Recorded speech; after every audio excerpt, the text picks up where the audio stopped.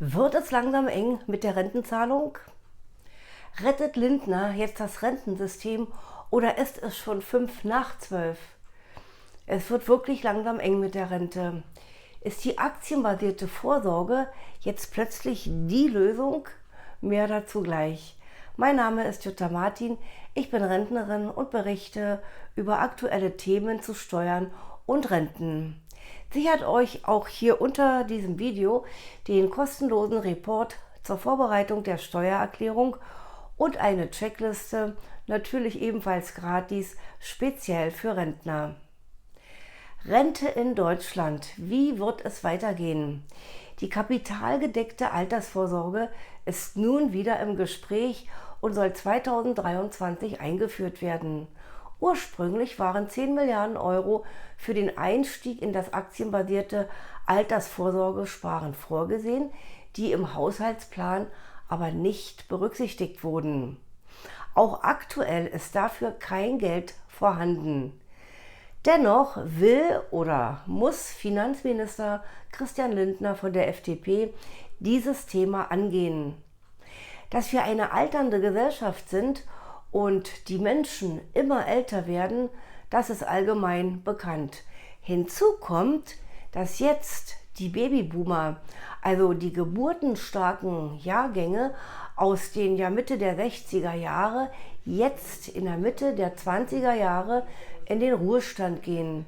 Das ist natürlich ein riesiges Problem für die deutsche Rentenversicherung.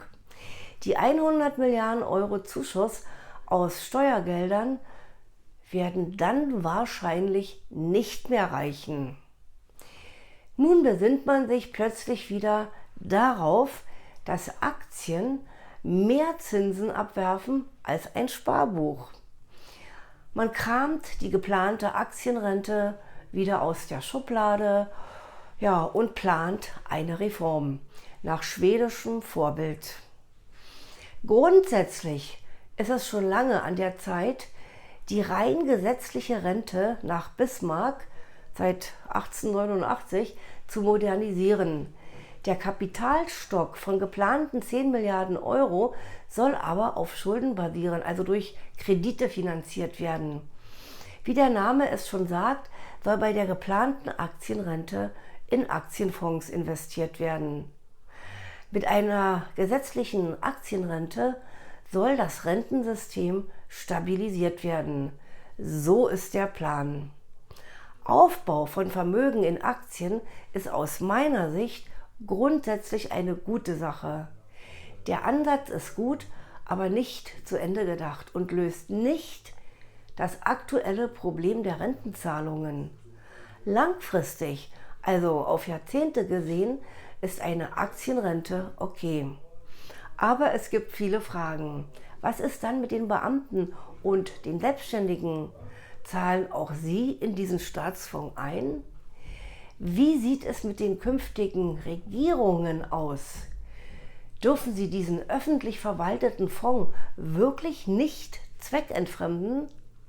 Oder sind dann die Renten noch mehr in Gefahr? Es muss ganz klar gesetzlich festgeschrieben werden, dass die Erträge aus diesem Fonds in die Rentenkasse fließen sollen. Es darf auf keinen Fall wieder ein Selbstbedienungsladen werden. Zwar ist eine Zweckbindung der Erträge zugunsten der deutschen Rentenversicherung geplant, aber können wir uns darauf verlassen? Es muss langfristig ein Portfolio geschaffen werden, das für diese gesetzliche Aktienrente auch langfristig funktioniert. Ob ein Teil der Rentenversicherungsbeiträge in Aktienfonds angelegt werden soll oder nicht, ist noch unklar. Vorerst sollen finanzielle Mittel aus Geldern des Bundes und Gewinnen am Kapitalmarkt in den staatlichen Aktienfonds fließen. Das ist grundsätzlich positiv, aber löst nicht den aktuellen Finanzierungsnotstand bei den Renten. Renditechancen des Kapitalmarkts zeigen laut Studien, dass im langfristigen Durchschnitt höhere Erträge erwirtschaftet werden können, als Kosten durch die Kreditfinanzierung entstehen. Aktienmärkte können langfristig einen höheren Ertrag abwerfen als sicher verzinste Anleihen. Aber garantiert ist das natürlich nicht.